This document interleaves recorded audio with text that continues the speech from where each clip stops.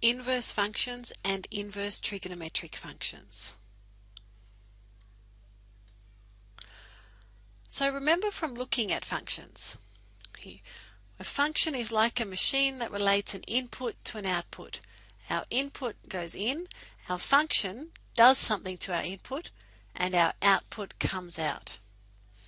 And we also need to remember a function assigns a point in the domain, here, to a specific point in the range, and only one point. This point in the domain to one point in the range. So we say y is a function of x with our notation. Y is a function of x here. So here we use our notations, our function name f. Here we could have g of x is equal to something else, maybe x plus 1 here. So our function name, we have our f, our g, whatever we're putting here. In the brackets we have our input. This is what we're putting in. And then we output our x squared. So here in our input goes our x, and our output is our x squared. So here our function is squaring here. We also have here x plus 1, another example. So here our x will go in and our output will be x plus 1, and so our function is adding 1 here. Now we're going to look at our concept of inverse. So inverse here means to undo. So here the same as the square root of x will undo, or square root undoes squared here. So if we have x squared and we want to undo it, if we take the square root of that is equal to x, we've undone it. So here undoing, instead of adding 1, to undo adding 1, we're going to subtract 1. So here we look at finding and describing our inverse of functions. But it's important to note our inverse is not always a function. So we may start off with a function, but the inverse may not be a function.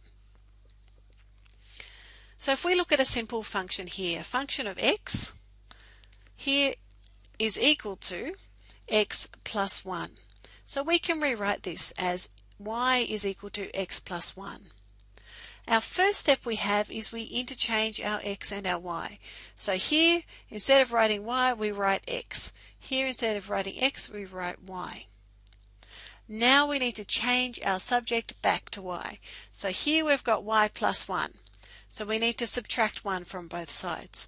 So x minus 1 is equal to y, or y is equal to x minus 1. So our inverse relation of x plus 1 is y is equal to x minus 1, which makes sense. Here we've added 1. The opposite of adding 1 should be subtracting 1. So here the opposite of y is equal to x plus 1 is y is equal to x minus 1. So the inverse relation of y is a function of x can be found by interchanging our x and our y in the equation. So this becomes a little bit more complex when more than one operation is involved.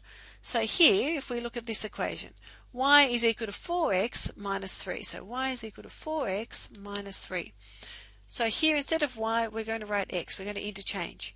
Here, we've got 4 stays the same. Instead of writing x, we're going to write y minus 3. So here we've got 4y minus 3. We need to get y by himself here. So we're going to add 3 to both sides. X plus 3 is equal to 4y. 4 times y is equal to x plus 3. So we need to divide both sides by 4. So here, y is equal to x plus 3 divided by 4, or rewrite the other way around, x plus 3 divided by 4. So our inverse relation of y is equal to 4x minus 3 is y is equal to x plus 3 divided by 4.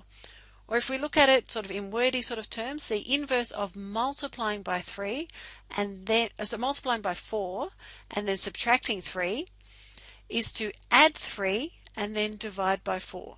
So here our inverse and our inverse there.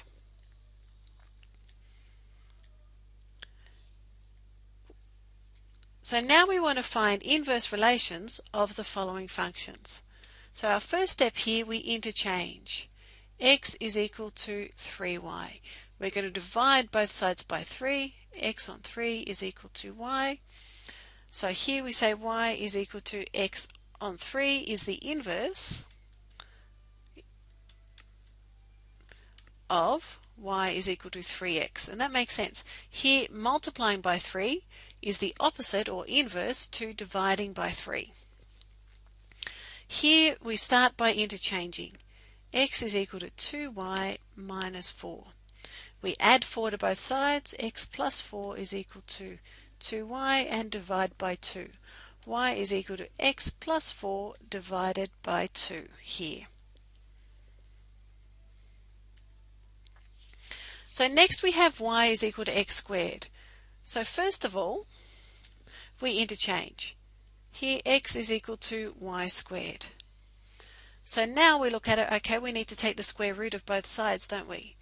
And square root here, plus or minus, is equal to y. And so we note here this is not a function. Here, as there are more than one possible y for each of our x here.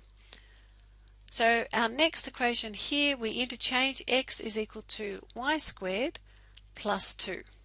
Subtract 2 from both sides, y squared, and then we're going to take the square root of both sides here. Y is equal to here.